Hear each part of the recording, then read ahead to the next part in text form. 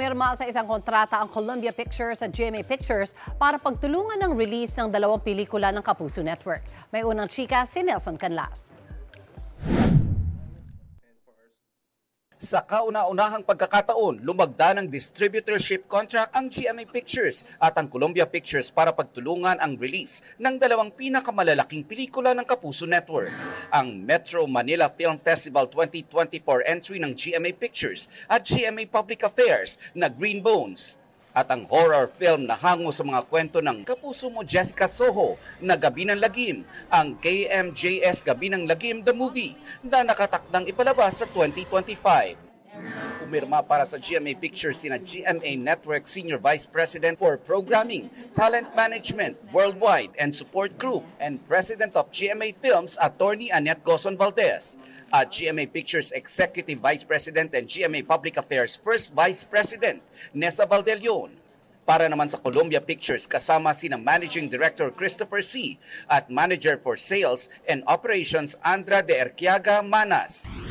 We've been hearing a lot of good things about them and they're such a big company also. Napaka-importante rin kasi nitong dalawang pelikula natin, ang Green Bones at saka ang KMJS, Gabi ng Lagim. So we really want to have all the recipes for success for these two movies, and we feel and believe that Columbia will be a good partner for this movie.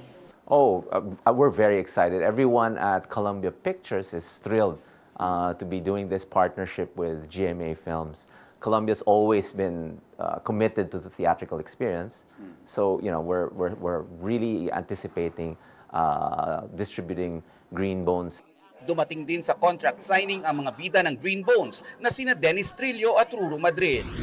Green Bones. Everybody's asking, what are Green Bones? Kasi, yes. Kasi 'di ba tayong mga Pilipino, mahilig tayo sa mga parang mga pamahiin o mga paniniwala, 'di ba? Ang Green Bones, sinasabi po ng mga nakatatanda po sa atin, pagka daw po kinremate ang isang tao at may nakitang berdeng buto, ang ibig sabihin po nun ay naging mabuti siyang tao nung siya'y nabubuhay pa. So basically, dun po iikot yung storya. Hindi raw simple ang mga karakter na kanilang gagampanan.